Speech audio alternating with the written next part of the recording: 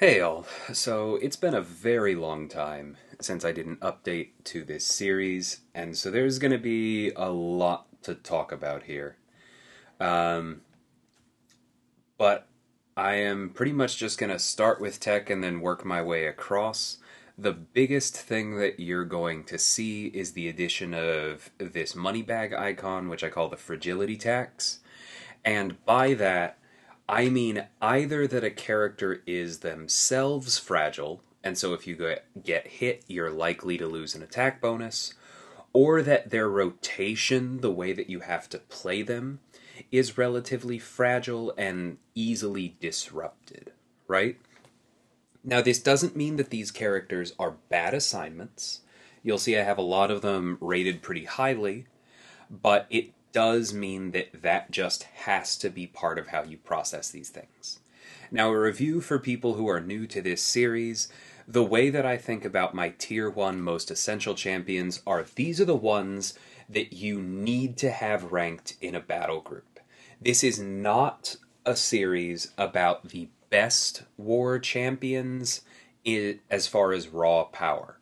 This is a series about if you are an officer looking over what you have available, or if you are a player trying to rank options that make you helpful in a battle group where you could go anywhere, these are the champions I think that you need to have. Similarly, Tier 2, these are not necessarily worse characters. I want to make that clear. It's just that they are not as essential for Alliance War. These are more characters where, if you have them, it can be helpful in drawing up your plans, but even if they might be better options for certain fights, you're not going to miss them as much if you don't have them. And then honorable mentions are a step below that. Some of these are absolutely incredible characters. Some of them are even a few of my favorites. But they aren't optimal, right? And they're definitely not essential. So keep that in mind. This is not a raw power ranking. This is more as you are sitting down to start the project that is planning out an alliance attack. If you want the most success, if you want the most flexibility, what do you need to have at your disposal? What do you need in your toolbox? So, with that in mind, let's take a look at tech. There have not been a whole lot of changes here. Ghost is still absolutely busted when she's available. Warlock is not quite the be-all end-all that he used to be, with players placing certain mutant defenders without willpower. But he's still very, very good. He has that power drain, he has that armor up for Havocs, he has big damage, he works well with recoil tree masteries and power back boosts. I don't think I need to tell you why Warlock is good. Guardian is still excellent. He has energy damage. He specifically has energy resistance. He has bleed resistance. He can do a ton of damage without needing to land critical hits. He also has an armor up. He can parry non-contact attacks. So he can parry projectiles, which makes him much easier to use in a number of matchups. I've sent Guardian against Ebony Maw quite a bit with a lot of success, especially on the heavy hitter node. Guardian definitely gets used less than those first two, but he is very, very good. And I think that you really need at least one for planning to go smoothly. You're not going to assign him all the time, honestly. You don't need as many per battle group as you should have available Ghost and Warlock, but I do think you want a Guardian around. Now, on the other side, Nimrod, you probably need several. You're probably not going to assign several every time, but you need the flexibility to assign Nimrod and have him hunt down the fights that he just crushes. We all know he's really, really good against mutants. He's very good against prowess, against regen. He has immunities. He's a very good character. Nebula often functions as a robot hunter, but she also has triple immunities. And she does have the attacker tactic this upcoming season, so you can use her to get around glancing and those debuffs. Another champion that I think you need to have a few of lying around. Omega Sentinel, there is overlap with Nimrod. They are both mutant hunters sometimes, but the fact that she has an explicit heal block makes her much better for Path 1. She also has a miss counter, and she is nullify immune, so she can take things like Power Snack. Very strong champion. I do think you want both. And now our first actual change from previous editions, we have Infamous Iron Man. You're not going to use him everywhere, but having had one in my battle group and then losing that player, your battle group is weaker if you don't have one. He's amazing for node 22, the Hazard Shift Shock Incinerate node. He's incredible for Kitty Pryde, for Apocalypse. He is an absolute assassin for Bishop. He's not going to be the best all over the map, but he is incredible at enough otherwise very difficult fights that I think you want this guy around. So Tier 2 remains unchanged. Penny Parker, I still think, is a very underrated attacker. I gave her the fragility tax not because she doesn't have any defenses. She has that auto block. She can take no damage on parries. It is not that difficult to come out of a fight having taken no damage with her. I more gave her that because you do need to know what you're doing. You need to pace your specials properly to set Penny up to be the nuke that she can be. And if you get caught without any auto block charges, if you get caught without your shield, she can take a fair amount of damage quickly. So you have to watch that, but I really think that Penny should be used more, and she absolutely makes planning easier. Similar with War Machine, we have 3 in my battle group, and there have been wars where I've wanted more because I haven't been able to use one of those 3. I don't think I've ever assigned 2 War Machines, but he is the perfect Tier 2 champion, where having him around literally makes my life easier. He's very, very good for Bishop, for Kitty Pryde. He can take a lot of things that Nimrod can, and then also Bishop. And honestly, literally just that resume is enough sometimes. Ultron has 2 hard immunities, and then Incinerate and Shock, kind of. He also has the tactic this season. Very good character. Captain America Sam Wilson, his damage is very underrated. It is not exceptional, but it is fine. He's been very good for me in Battlegrounds, even for quick kills, for those of you who judge by such things, but his utility is just really good. If you set things up possibly, or if you set things up properly, he can even take hazard shift nodes with his resistance to poison and bleed.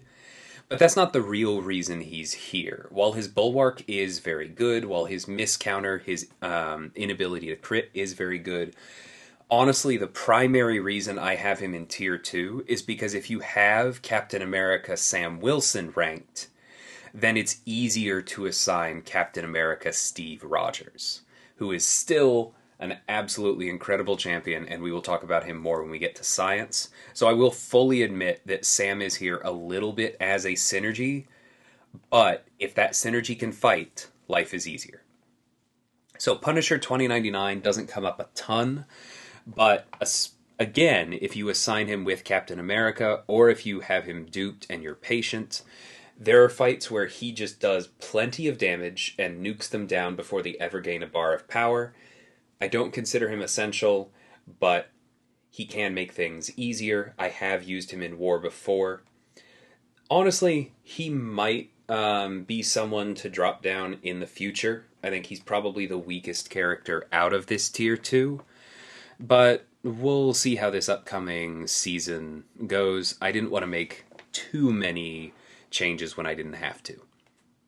Moving on to honorable mention, Howard the Duck can do some things. He has armor breaks, he has furies, he has a bunch of armors himself. He can have extra ability accuracy, so he can take Domino. He can also remove prowess if you have the synergy for him. So you don't need him, but he can be helpful. Similar with Mysterio, he also has the attack tactic. He fulfills one of the Hood's best synergies, which is a reason that I have assigned him before.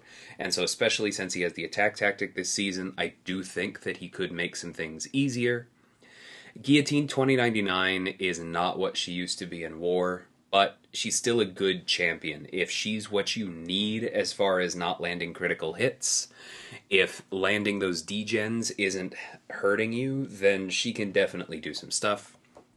Dr. Octopus is a very, very good champion. He can get perfect parries. He has easy access to heal block. He has easy access to power lock. He can heal himself. He's very, very strong, but he does have a fairly significant skill cap, and so that's why he has that fragility tax icon on him. It is easy for things to spiral out of control with him if you don't know what you're doing, so before you rank him specifically for War offense, make sure that you're one of those people who does know what you're doing. Silver Centurion has powerful immunities, he has slow, he's another non-critting champion, but he's not as powerful as Infamous Iron Man, and he shares his weakness of losing a lot of his utility, particularly his immunities, when he loses his armor up. So that's why he's down here for me, because a lot of the most dangerous defenders where you would want to use Silver Centurion do have some kind of nullify or armor break, and that's just unfortunate. So, moving on to Cosmic, we have some big changes here. Corvus is, of course, still incredibly dominant, either if you have him at rank 4, sometimes without charges, or if you can get him charged up basically at all. Even a 1-charge Corvus is very dangerous. This is, of course, assuming recoil tree and power backs, but yeah, I think that's all I need to say there. Corvus has been good for a very long time. He's still good. Hercules is still broken. Cosmic Ghost Rider, if you know how to play him properly and work your way through his judgments, you're probably using power backs. The judgments is why he has the fragility tax, because I have seen fights go horribly wrong with him, but he's still busted when things go right. And then we have 2 big changes in that both Hulkling and Gallon came out since this list was last updated. Additionally, there is a lot more power burn on the map, which plays right into these characters. They're just very, very good. Gallon is mostly for Path 3 and Node 24, because you're just working off of his power burn immunity and his nullify immunity, but there are some other places where he can work as well, specifically Node 25. You guys have seen it. When you should be using Gallon, he can finish fights in under a minute, and when you shouldn't be using Gallon, you send someone else. So he's absolutely an essential attacker. Hulkling can do some of the same things he can do, but he also just has access to this incredible unblockable. He has Pierce, which helps you cut through armor as well, and he has both poison and shock immunity, which can come up in other places on the map. Really, really powerful character. I actually think he's significantly more flexible than Gallon. You need to have a few Hulklings. Moving on to our Tier 2, Captain Marvel movie is still up there. If things go poorly for her, she doesn't have a lot of health, but in our Battle Group 2, we've been sending a rank 4 Captain Marvel to a lot of very difficult fights for a long time, and we do not plan to stop anytime soon. She is a textbook Tier 2 champion. She may not be for everybody, but she definitely makes their planning easier because we can rely on her. Similar with Angela, she's amazing for a lot of the hazard shift nodes. She can parry projectiles. Really strong champion, makes things easier. Odin is on here, similar to Sam, largely for his pre-fights, because his pre-fights often help other people take very difficult nodes, but Odin is much easier to path if he is ranked up and you can fight with him, and he absolutely is worth assigning. I used him several times last season. You can check out my channel for a lot of that. He's a very strong character. He has a lot of buffs. He works on Rich Get Richer himself. He has access to True Strike. He has an armor up. He just does tons of damage. Odin is worth having ranked because it's just going to make everything else that much easier, keeps him from being a dead spot. Null is fantastic. Now, he's losing sick and tired, so he's losing his unblockable counter, he's losing his automatic heal block, but he's still a very strong champion who can remove armor through block, who has access to true accuracy. I sent Null to Mordo several times during Conduit last season. He's very good. I think that Null is horribly underused on offense. If you have somebody who likes playing him and has him at a high rank, he makes things a lot easier. I think my primary Null player, Work in Progress, told me that I literally sent him with over 50 fights just with Null last season. Don't sleep on him. Hyperion is again not absolutely essential, and I do think you kind of need to know what you're doing with him to get maximum efficacy out of it, but he has made things so much easier to plan in my battle group. I've taken a lot of fights with him personally.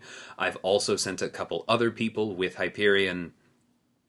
He's a perfect tier 2 champion. Venom and Venom Pool, I did drop down, which makes me kind of sad, but that's because both of them, as well as Terrax, are just not quite as strong as Hulkling and Gallon. And so, because we have these new powerful power burn, power drain immune champions in tier 1, these three are just a little bit less critical. They're still very good. Venom Pool has access to his Omnom and his Special 1, which is effectively a Nullify that is not a Nullify, so it gets around Nullify immunity, it gets around Mystic Ward.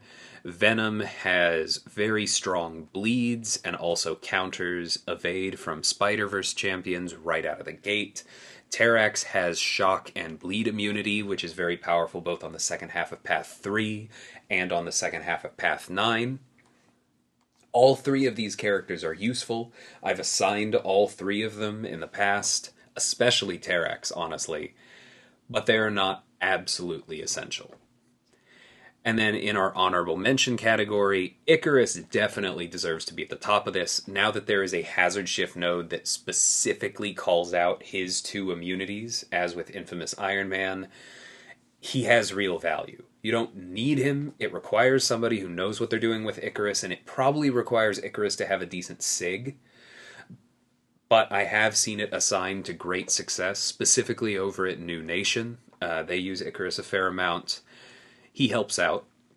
Medusa can handle a lot of the armor up problems on the map, is still a great robot counter, especially if Nebula might not work somewhere, and just generally does a fair amount of damage.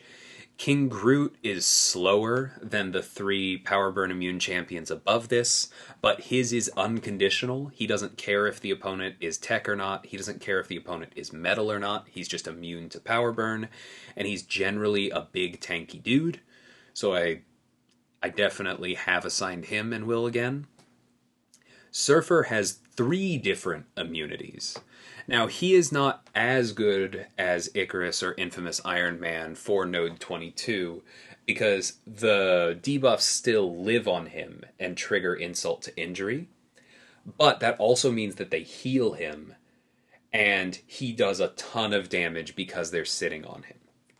So that is the main place that I've sent Surfer in the past, but he's very good for it, and he can be used elsewhere on the map. You just kind of need to know what you're doing with Surfer to get the most out of him, so I went ahead and threw the fragility tax on him.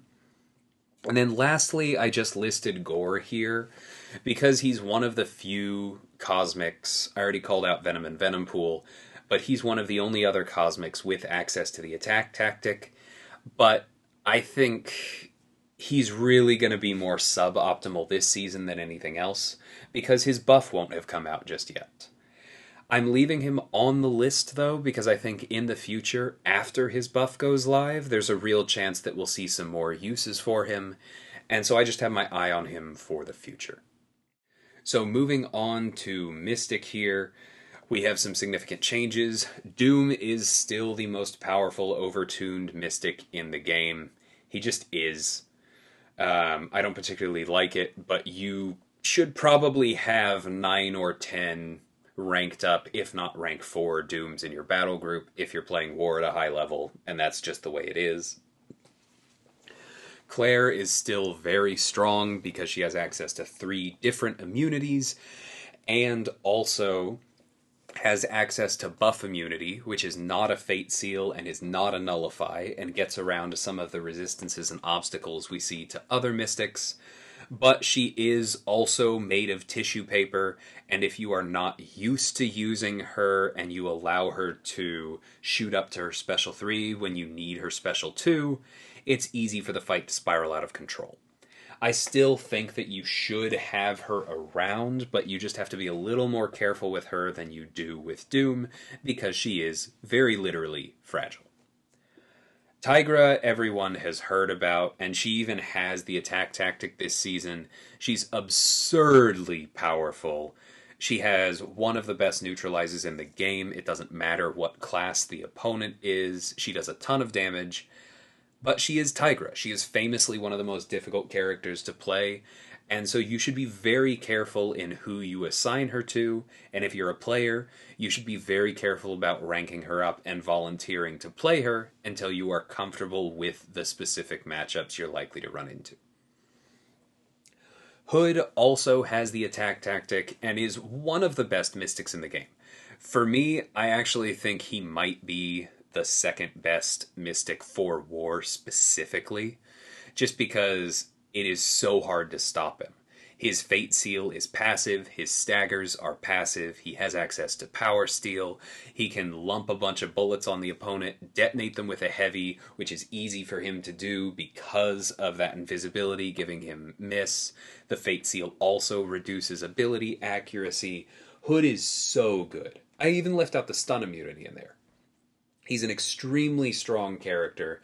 The reason I gave him the fragility tax is because it is easy to allow yourself to play too aggressively with him and to get into trouble.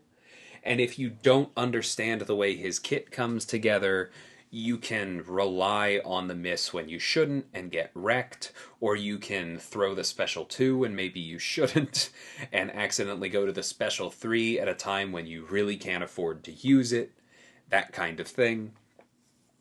I don't think he's nearly as difficult to play for Tigra, but I just want to call that out, that you need to think carefully about, how am I going to approach this? How is Hood going to handle it? Am I running a level of Mystic Dispersion that I can handle? That kind of thing. Diablo, we didn't see a ton of in the last few seasons, in part because his parry-heavy style just didn't work for a lot of characters with Conduit. But he's still very strong, does a bunch of damage, is hard to kill, and his special 3 is just insane in war. I will absolutely be sending him again, and you should too. Rintra is one of our first brand new additions here. His neutralize is even better than Tigra's against Cosmics. He's tanky as all heck. He's just a very, very strong character. He's better specifically against aspect of evolution nodes than Tigra is. You want to have Rintras around. And then Absorbing Man, honestly, I can't talk that much about why just yet, but I designed my first character. For those of you who don't know, I built Absorbing Man. I designed my first character very much with war in mind. And that means that he's going to be helpful. In my opinion, very helpful. Literally, as I've been planning war the last few seasons, there have been multiple points where I'm like, that would be so much easier if I had Absorbing Man. And soon, we will. So for more info on him, keep an eye out for the Champion Spotlight with Context video that I'll put out pretty soon. But for now, I'll just say, you're gonna want him. Moving on to Tier 2, Magic is still very strong. It does make things easier to plan if you have a really strong Magic player, but boy does she have the fragility tax. Both as a 5-star and as somebody whose loop can fall apart completely without the Purgatory synergy, be careful with Magic. Sorcerer Supreme does still make things easier. I think we'll probably see more of her again with Conduit gone because she does energy damage. There's a lot of control and safety in her kit, but she is also slower than some of the other mystics with similar targets, and so that's why for me she's not essential, she's down here. Symbiote Supreme, similarly, there are replacements for him, but good lord, does he make things easier sometimes. A lot of people used to think basically you needed the opponent to have buffs, and you needed them to have, they needed to be able to be armor broken, and they needed to be able to be bled, and that was just too narrow. That's incorrect. You want the opponent to have buffs, but part of, or one of the knock-ons of the Cosmic class getting better as defenders and more lanes catering to them is that there are more buffs around that are actually relevant on defense. And so Symbiote Supreme is more relevant on defense. And while he does not do great damage against opponents who are both armor break and bleed immune, if either one sticks, he does plenty. You definitely want to have a couple of him around. I could even see him getting promoted in the future if the map changes enough where he feels that much more important. Wiccan is, note the emoji right there, he is the most fragile of the three neutralizers, even more so than Tigra, honestly. But his playstyle isn't quite as risky as Tigra's, which is part of the reason that I put him down here. But his neutralize also isn't as absolute. It's not on every hit. There's some upkeep you need to do with him. Basically, I think that Wiccan is a huge asset if you have a player who knows what they're doing with him. We have a rank 4 in my battle group that's been very helpful. I know Vega has been doing great things with his as well over in 4 Loki.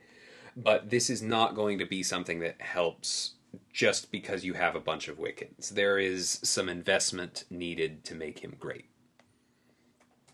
Moving on to our honorable mentions. Dragon Man doesn't come up a lot, but he has 2 different immunities. He punishes armor breaks. He gains a bunch of power similar to Hyperion. There are places you can use him. Mojo is a little bit fragile and can very easily shoot up to a special that you weren't intending to use. His block proficiency is awful, but I think he's very underrated as an attacker. The more and more we see things stop our more traditional mystics, the more that we see things get in the way of Fate Seal, of Nullify, and even of Neutralize. I think the more valuable Mojo's ability to shorten buffs in the first place so that you don't need to nullify them, we'll see more and more appeal of that. And so I fully expect to promote him in the future. Longshot, you don't see a lot of, in part because the people who rank and use Longshot often just place him on defense where he's a menace. But if you have a few of him around, he can definitely do things. He has extra ability accuracy. That's why I have him in italics. He's not the tactic, but because he has extra ability accuracy, he should be able to ignore that part of glancing. You won't have any problem just throwing a few heavies and then melting your opponent with a special 2. And then that's the other reason to use him. That Fate Seal on his special 2 is so powerful. As long as he works for the matchup and you can throw a few heavies, he'll do what you need him to. Sigil Witch, again, is very fragile. She even makes the opponent go unblockable, and we've all seen things go horribly wrong there before. But I felt I did need to put her on this list because there are things she absolutely can do, and her ceiling is quite high. Mephisto is slow. Everyone knows it. Everyone wants him to get a damage boost. But he also has a relatively rare combination of immunities and resistances within the Mystic class, and he starts off the fight with Soul Imprisonment, which is kind of a neutralize, but is not actually a neutralize, and can stop buffs right at the start of the fight, which is something that Tigra, Rintra, and Wiccan can't do. So he's really, really good for just shutting down Cosmics out of the gate, and as long as it's a fight where he can win before he runs out of soul imprisonments, he can do great things. We used him a couple times last season very successfully on hazard shift fights. He's not essential, but don't sleep on Mephisto.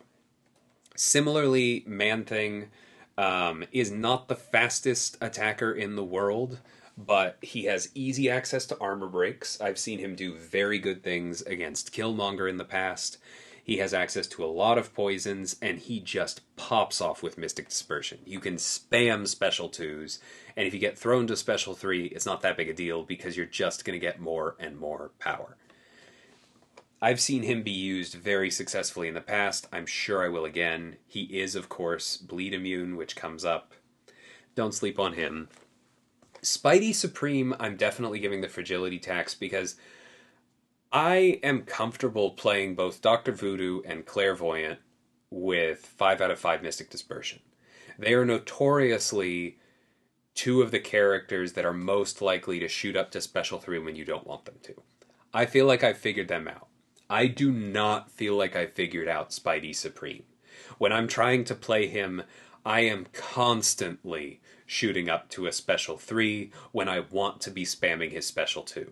There are ways around it. I'm sure I could get better, but that's why he has the fragility tax here. That's why he's on suboptimal. I think this is another one of those champions where you need to want to use him for his unique utility to really shine. Jane, I think, is a buff that's been significantly underrated. She can do a lot of damage through her shocks. She has some of the best staggers in the game, which can be very powerful right now, gets around Mystic Ward, but she also has her limitations. I know she does stun chain champions usually do, and so there's going to be some drawbacks in war, and that's why I have her in this tier as opposed to higher. Moving on to science, I have promoted Overseer because he just comes up all the time. Like, he's no longer somebody who is just good sometimes. There are enough nullify nodes, there are enough annoying mystics that you can't kill in other ways.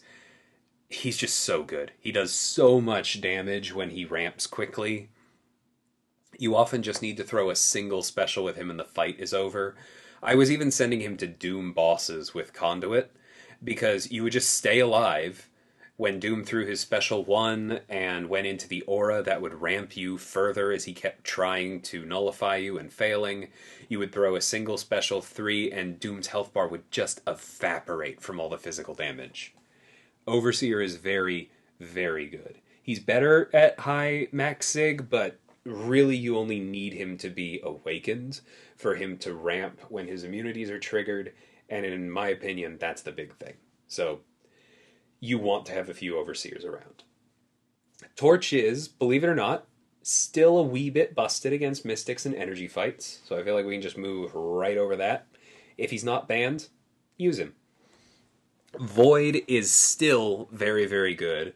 I feel like people have forgotten this just because it takes him a little longer to kill things, but while he's taking a little bit longer, he's killing things without touching them, and he has a very high health pool to add some safety.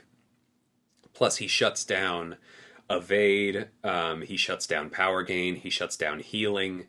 He wasn't all that great during Conduit because his petrifies didn't work on the opponent, but he's going to come back. Void is one of the most timeless characters in the game. He's coming back. Similarly, Mr. Fantastic is still someone, yes, your battle group is weaker if you don't have him ranked up. I know that means that a lot of battle groups out there I do consider weaker, because a lot of people don't have him ranked up, but I am absolutely sticking to my guns on that one.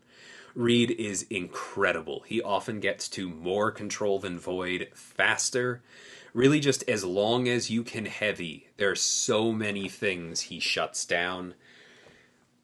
If you're still doubting me after this point, I'm just going to point you to the rest of my channel. Watch my war videos with Reed. There aren't as many these past few seasons because he wasn't great for Conduit, the same reason Void wasn't. But check back further than that. Reed is a monster.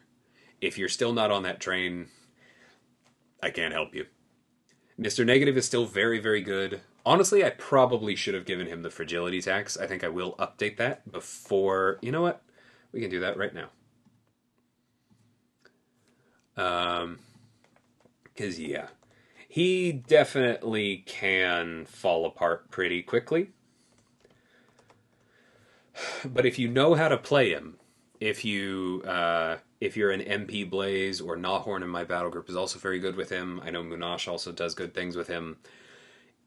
If you can play him as well as those characters, there are a lot of fights he just trivializes. Even during Conduit, when his special 2, which is normally his kill button, wasn't working that well, you could just move your way up to the special 3 and he would one-shot Rintras that way. If you don't think Mr. Negative is amazing, check out MP Blaze's channel. That's all I can say there. Spider-Man 2099 is still amazing. He was banned a ton during Conduit because he was the attack tactic. He's not as busted now that the boss node has been changed, but he's not going anywhere.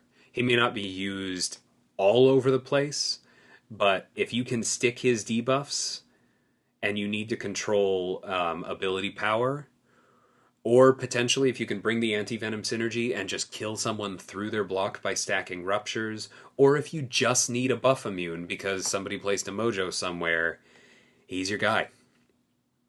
So yeah, he's not going anywhere. Red Hulk is still essential. There may not be a ton of nodes where he absolutely shines, but there are a lot of nodes beyond that where he still gets it done. He is a brute and a tank, and yeah, he delivers. I took a lot of inspiration from just how reliable he was when I was building Absorbing Man, so I have a lot of respect for Rolk. Captain America, I mentioned earlier, I have since promoted. He used to be further down because pathing him can be difficult. It absolutely can, but Sam Wilson has made it easier again. The fact that more skill champions feel relevant in war has also made it easier again. And there's still things he can do that nobody else can really do all that cleanly. So you should have a few SIG 200 Cap IWs in your battle group. Scorpion is busted. Yeah, I promoted him because you should have a few around. Now, you can run the stupid Agent Venom Kraven trio with him and just kill everyone with either Scorpion or Agent Venom. I'm not going to pretend that that doesn't exist. But even if you don't do that, if you can just bring along Agent Venom or Venom himself with Scorpion, he can kill an awful lot of things just by doing parry medium medium until special 2, sometimes not even until special 2. Dude is insane. Moving on to tier 2, Immortal Abomination isn't quite as strong as he was when he had access to Defiance, but he's still a giant tank with access to weakness, with access to inequity. Fortunately, he also gets hit by inequity, but that's okay because he has one of the highest poison damage outputs in the game, and that comes up. Thing I still have under nice to have might seem kind of weird because we have more nullify immunes these days, right? We have more armor break immunes. Why do we need Thing? Well, because sometimes you want those things alongside someone who is bleed and shock immune for node 26 or the second half of path 9, and he's your boy. We assigned quite a bit of conduit with or without Magneto House of X during just over the last few seasons, and he got it done very reliably. So I am keeping him in tier 2. She-Hulk as well was hit by Conduit, but she's still very good. She has one of the best slows in the game. She has a solid taunt. She hits really, really hard. And she is one of the best possible synergy partners for Mr. Fantastic so that you can just watch as your opponent destroys themselves with power stings. She's incredible. Quicksilver, I'm giving the fragility tax because you can definitely get yourself into trouble with him. I've seen a lot of dead Quicksilvers in war. His utility is... there are layers to it, and you really have to be comfortable with it before I think it's worth sending him over somebody more traditional. But there is a lot of power in that kit, and I'm not going to deny that. And so if you have somebody who's strong with Quicksilver, he is going to make your planning potentially easier. So I do think he belongs in tier 2. Similar with Quake, I've actually demoted her since last time, and that's because we're just getting more and more rank 4 defenders, where she is less and less reliable. But sometimes Quake just trivializes things. She is what she is. She, of course, has the fragility tax because you have to execute basically perfectly, and if you don't, she's going to just crumple like a scrap of wet paper. But if you don't do that, she can get through very difficult fights. Titania is also new here, another buff immune on top of Spider-Man 2099. She is better on the second half of Path 5 because her damage doesn't care about keeping debuffs on the opponent, she just cares about triggering them. I've sent her there quite a bit instead of Miguel. She is also incredible versus Mojo. And then there are some crazy things that she can do if you get really comfortable with her haymakers. But honestly, I don't recommend those. I've seen a lot of Titanias die to 54 Mangog. Stick to the more traditional stuff for now. Either way, she's probably going to make planning easier for you. Moving on to honorable mention. If you don't have Spider-Man 2099 or Titania or Ant-Man, you know what? As I'm saying this right now, I'm going to put him down here as well. Then Red Guardian is still buff immune. Sometimes that's helpful. Since I just typed him in, I'm going to talk about Ant-Man. He's also buff immune. We just talked about why that's strong. He is also shock and poison immune, the same combination as Hulkling, and that comes up. I have not yet assigned an Ant-Man, but I've seen him assigned with success, and I did ask one of my players to have him at rank 3, just in case. Spider-Gwen I haven't assigned yet. I do consider her just a little bit too squishy, hence the fragility tax, and a little bit too unreliable. If you've ever tried to use her as an Enervate champion, you know what I mean. For her to rank higher, but there's a lot of power in her kit, similar to She-Hulk's, so I do think she deserves a mention. Anti-Venom does have a relevant combination of true immunities, so he can be good for Path 9. And he does have access to some powerful utility in his Disorients and his Heal Reversal. But to do damage, you often do have to give up that utility. And I've seen it go sideways enough that I think he definitely belongs in this last category. He's potentially quite strong, but I think he should be assigned with caution. Abomination is basically only on this list because of the Red Guardian synergy. I don't think that surprises anyone, but if you're hurting for buff immunes and you need a nuke, well, the Red Guardian Abomination duo may be what you want, because A-Bomb can put out an absolute ton of damage under those circumstances. Spider-Ham can also do a lot of damage. He has degen resistance, he has taunt, and if the AI listens to you, he can do an absolute ton of damage, and he can even tank big ol' special 3s. There's a lot of power in his kit, but it's all that part that I just said, if the AI listens to you. That's why he's down here with the fragility tax logo on him.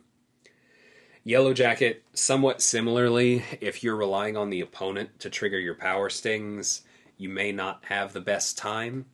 Now, I will say a SIG 200 Yellow Jacket does not care as much because they can go to the special 3 and get that permanent power sting.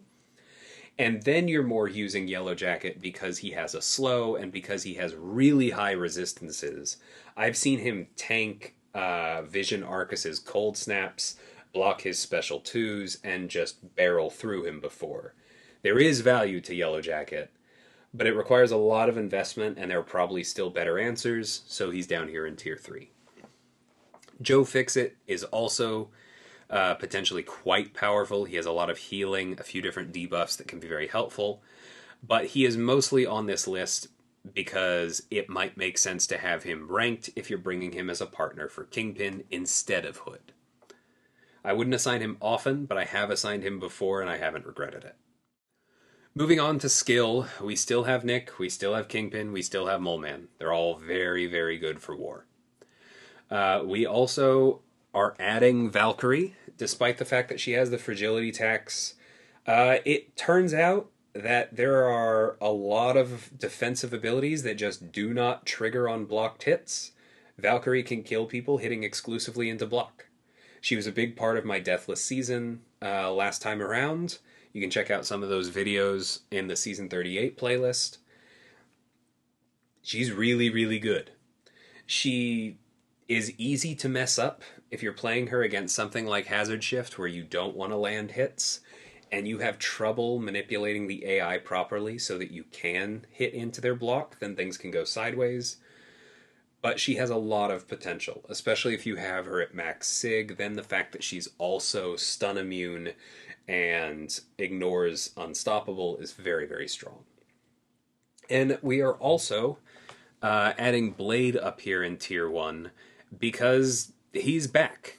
We went a long time without new dimensional beings, but between America Chavez, Gallon, and Spot, as well as some old ones like Mephisto that are still annoying, and specifically the fact that he can reduce the ability accuracy of dimensional beings even when they otherwise can't have their ability accuracy reduced, like on a Force of Will node, Blade is very, very good. When you want to assign Blade, you're often sending him with Stark Enhanced Spider-Man to boost up that ability accuracy reduction, but either way, he's often just parrying a few times and then throwing a special 2, and the fight is over. Dude is nuts. And so then we move on to Tier 2, and I will say I have demoted a few here, Killmonger, Shang-Chi, and Falcon. No, I don't think this means that Killmonger is any worse, but I also don't think that he is super important to the landscape of war right now.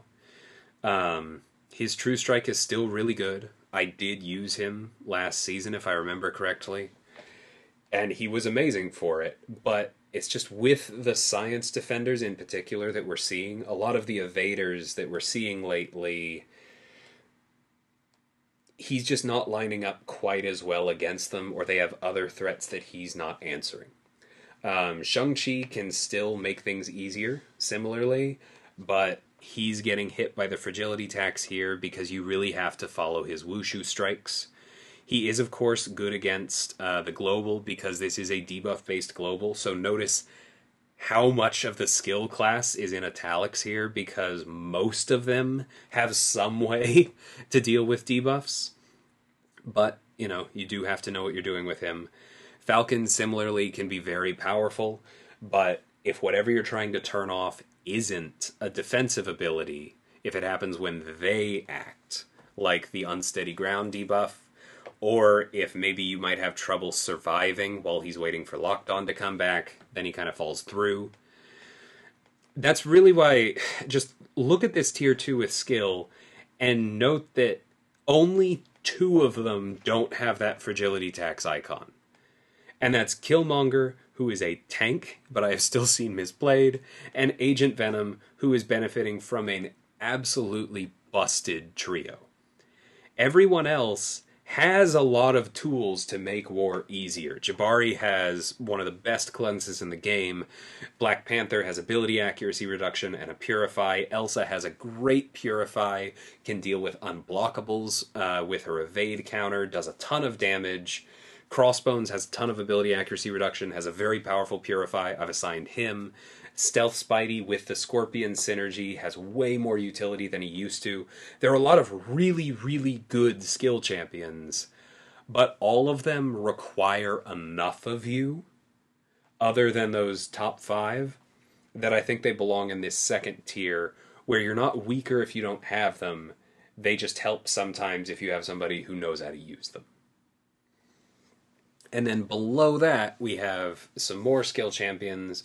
We have Ronan, who I love, but his utility is somewhat limited, so he's definitely down here. We have Atuma, who might rise in the future. His abilities are completely unique and sometimes very, very powerful. He is also going to be amazing for unsteady ground because the unsteady debuff feeds into the rest of his kit, and he functionally cannot glance. It's just going to make him deal more offensive thorns. But he's new, so I'm starting him down here. Thank you, Microsoft Outlook. I really appreciate you. Um, but we're starting him down here. Black Cat I've seen be very successful, but it of course takes her a while for her ability accuracy reduction to come online, and she is very fragile. Night Thrasher is good, but again has that big old ramp, and you really need to be able to control the fight on the way up. Hawkeye is excellent, but you have to be on top of your perfect releases. This is just kind of where the skill class is right now. There are a lot of champions with really strong abilities that have, but you have to do this. And part of the reason that Nick, Kingpin, and to a lesser extent these days, but still very much so, Mole Man, are in that top tier is because they aren't asking the same of you. They're just easier to use. And it is what it is. We'll see where the game goes from this.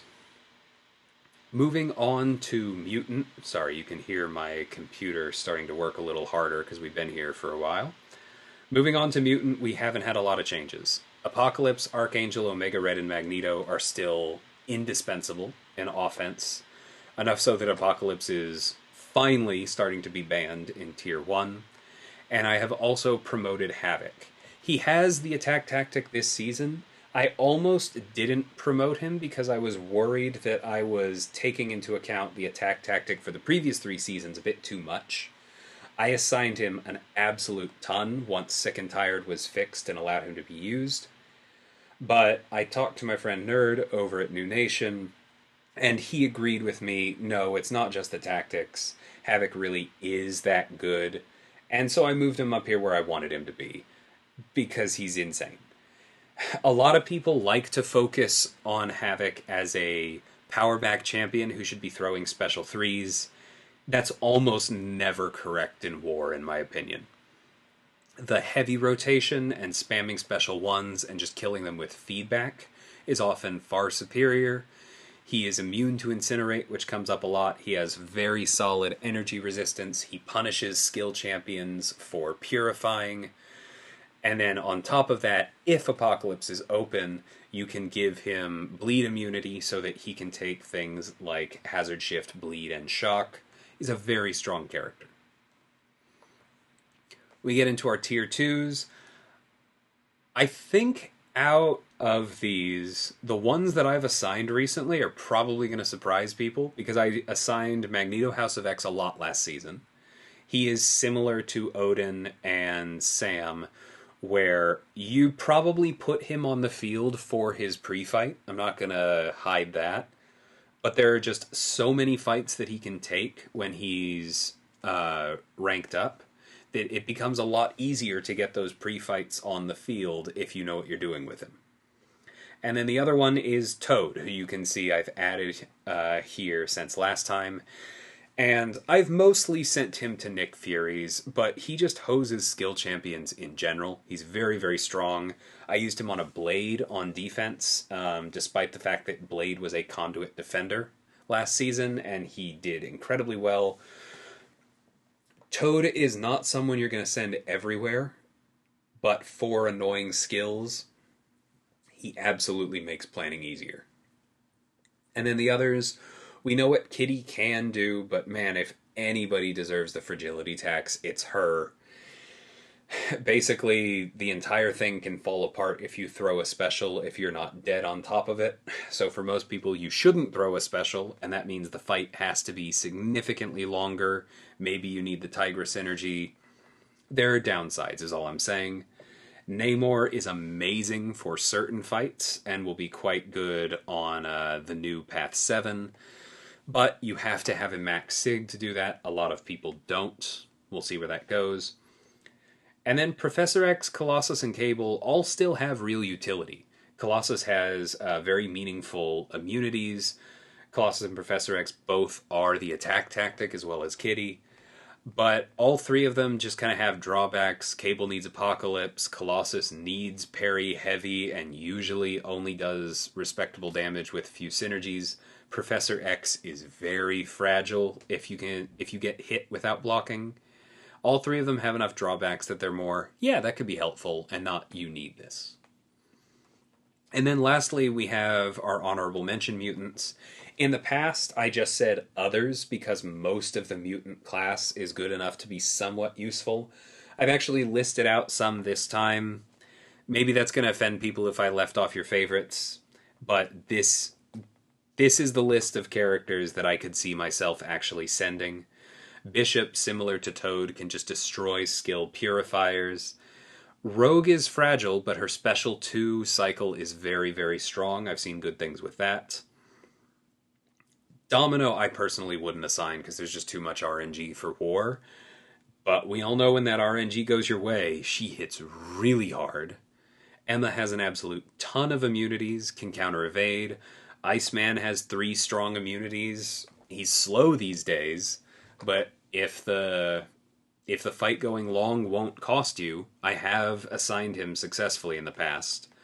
Storm is an incredible nuke who works really well with powerbacks and synergizes very well with Titania. Storm X has the passive stun thing that Storm and Bishop do, but she gets it whenever anyone purifies her stuns, not just skill champions. She has access to a passive cold snap to prevent evade. She's just a very good character.